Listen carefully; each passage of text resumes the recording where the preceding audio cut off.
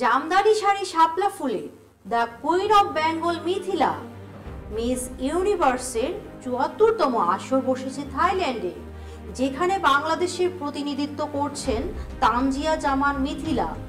২১ November জানা যাবে কার মাথায় উঠতে যাচ্ছে মিস ইউনিভার্স ২০২৫-এর মুকুট।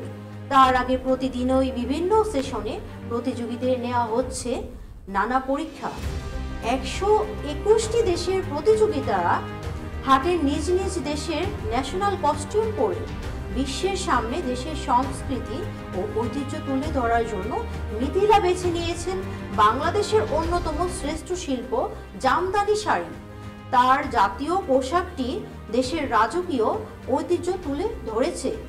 নিজের অনুভূতি ও পোশাকের বিশেষত্ব প্রকাশ করে সামাজিক মাধ্যমে এক পোস্টে মিথিলা লিখেছেন, মিস ইউনিভার্স বাংলাদেশের national costume the queen of Bengal.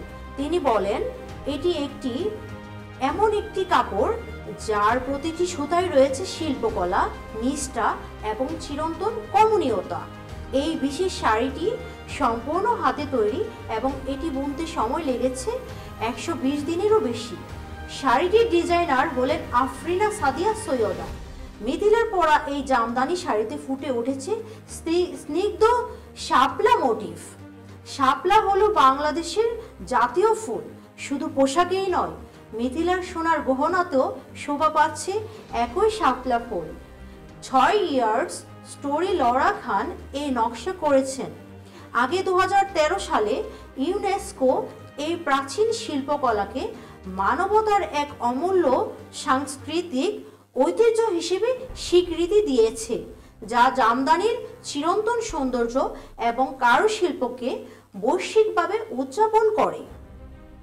তার থেকে উদ্ভূত এই জাতীয় পোশাকটি হাতে বোনা এক জামদানি শাড়ি, যা সৌন্দর্য, ঐতিহ্য এবং স্থিতিস্থাপকতার এক জীবন্ত প্রকাশ।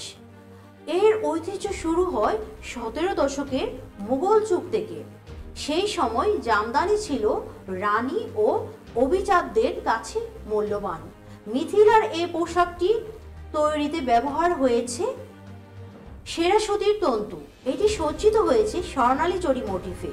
নারায়ণগঞ্জের শীতলক্ষ্যা নদীর তীরবর্তী তাঁতশিল্পীদের দ্বারা নিপুণভাবে বোনা হয়েছে এই বিশেষ শাড়িটি। শাড়ির পাশাপাশি নজর কেড়েছে মিথিলার বিশেষ তৈরি জুয়েলারি ও ব্লাউজ গয়নাগুলো।